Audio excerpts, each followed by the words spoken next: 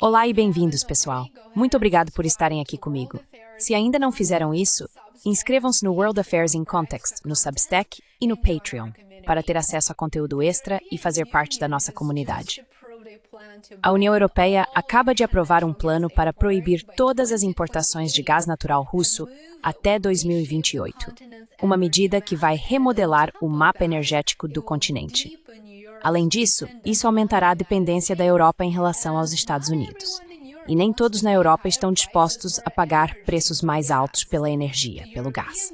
O Conselho da União Europeia aprovou uma proposta para proibir todas as importações de gás natural russo até 1º de janeiro de 2028. A decisão foi anunciada em Bruxelas na segunda-feira, marcando uma das etapas finais dos esforços da Europa para reduzir de uma vez por todas sua dependência da energia russa.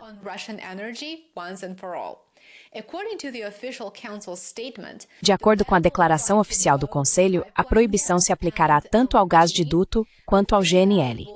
A eliminação ocorrerá em etapas, sem novos contratos permitidos a partir de 2026 e com todos os acordos de fornecimento de longo prazo encerrando até 2028. Vamos discutir o que isso significa para a Hungria e a Eslováquia em um instante. Para que essa medida seja eficaz, é necessário um passo adicional. Ela precisa agora ser aprovada pelo Parlamento Europeu, que, aliás, está defendendo uma posição ainda mais rigorosa. O Parlamento está pedindo uma proibição total, um ano antes, acredite se quiser, a partir de 2027. Se essa proposta está ou não em sintonia com a realidade no terreno da UE, com suas enormes dificuldades econômicas e o aumento da relação dívida-PIB como resultado da militarização da Europa, são boas perguntas a serem feitas ao Parlamento Europeu, eu imagino.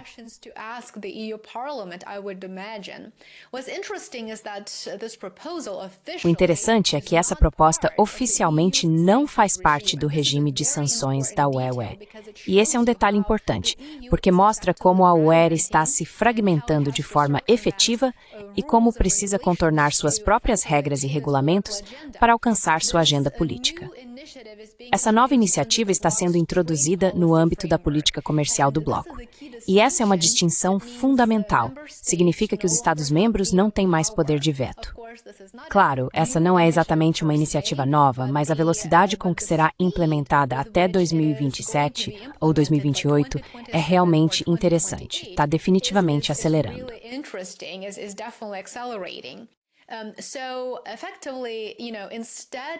Então, na prática, em vez do procedimento típico, a medida foi aprovada por voto de maioria qualificada, o que permitiu ao UE contornar as objeções da Hungria e da Eslováquia, dois países que há muito resistem aos esforços para eliminar gradualmente o gás russo. Bruxelas decidiu seguir em frente mesmo sem o consentimento de todos os 27 membros. Então você vê como a UE está se fragmentando e está cada vez mais dividida e agora implementa políticas de uma forma que não leva em conta as opiniões ou necessidades dos estados não alinhados. Todos têm que ser belicistas e todos têm que apoiar a militarização às custas de cortes nos gastos sociais, como no caso da Alemanha, por exemplo. E todos têm que apoiar a agenda política da elite.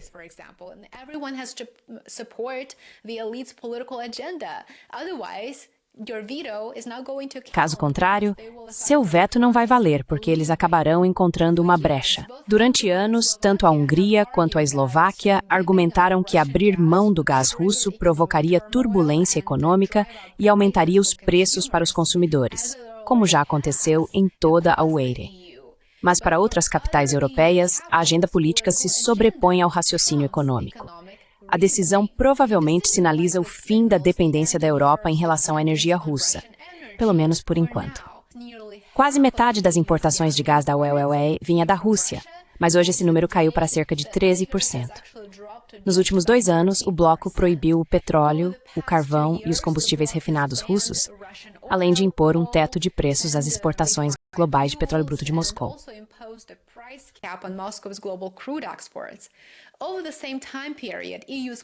No mesmo período, o custo de vida na UE disparou. Como você bem sabe, a confiança do consumidor caiu e suas principais economias, começando pela Alemanha, começaram a se desindustrializar. Assim, a UE está efetivamente atirando no próprio pé e agora está dobrando a aposta nessa estratégia. Ainda assim, apesar desse rápido desacoplamento, Hungria e Eslováquia se destacaram.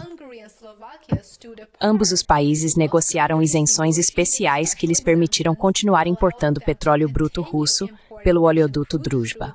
Eles também bloquearam repetidas tentativas de sancionar os setores de gás e nuclear de Moscou, insistindo que as alternativas simplesmente não eram viáveis, e pressionaram para que a UE parasse de financiar a guerra por procuração na Rússia por meio da Ucrânia.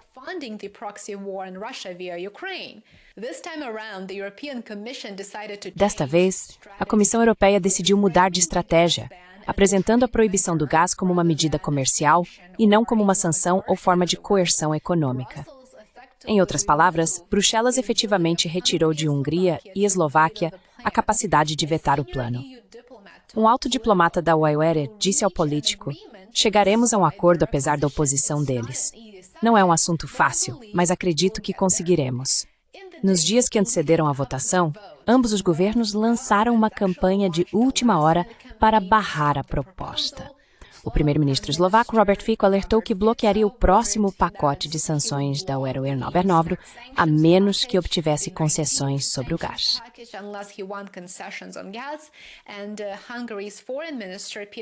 O ministro das Relações Exteriores da Hungria, Péter Szijjártó, descreveu a proposta como um ataque direto à segurança energética do país, afirmando que ela ameaça a economia nacional e os baixos custos de serviços públicos dos quais as famílias húngaras dependem.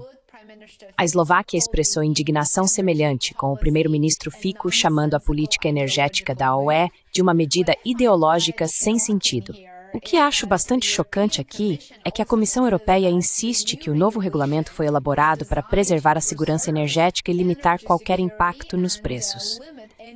Considero essa explicação risível. Que tipo de segurança energética é essa, quando a UE agora pagará o dobro ou até o triplo do que costumava pagar pela energia russa, especialmente quando seu principal fornecedor de energia são os Estados Unidos?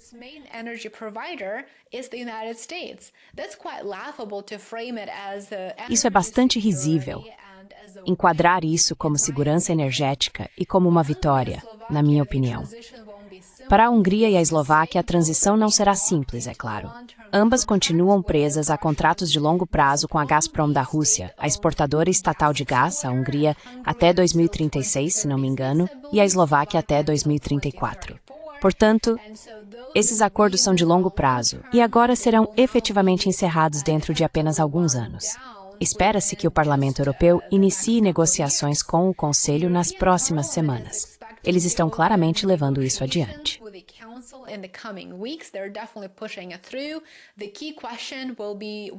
A principal questão será se o prazo final continuará sendo 2028 ou se será antecipado para 2027. Eles simplesmente não têm certeza sobre o cronograma.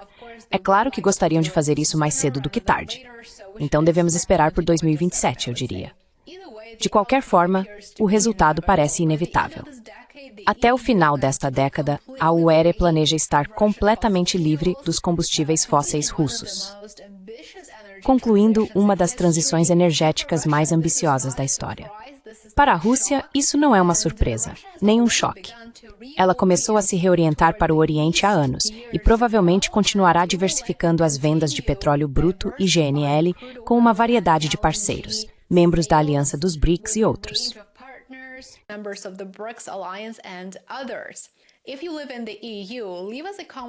Se você mora na União Europeia, deixe um comentário abaixo e nos conte sua opinião sobre esse assunto. Eu ficaria muito interessado em ouvir de você e saber o que pensa sobre a transição para outras fontes de energia e os custos associados a isso. Muito obrigado por assistir hoje. Espero que considere apoiar meu trabalho. Isso significa muito. Torne-se assinante aqui no YouTube, Substack e Patreon. Adoraria vê-lo também nas minhas plataformas alternativas de mídia social. Você encontrará os links na descrição abaixo. Tenha um ótimo restante de dia e nos vemos em breve. Cuide-se.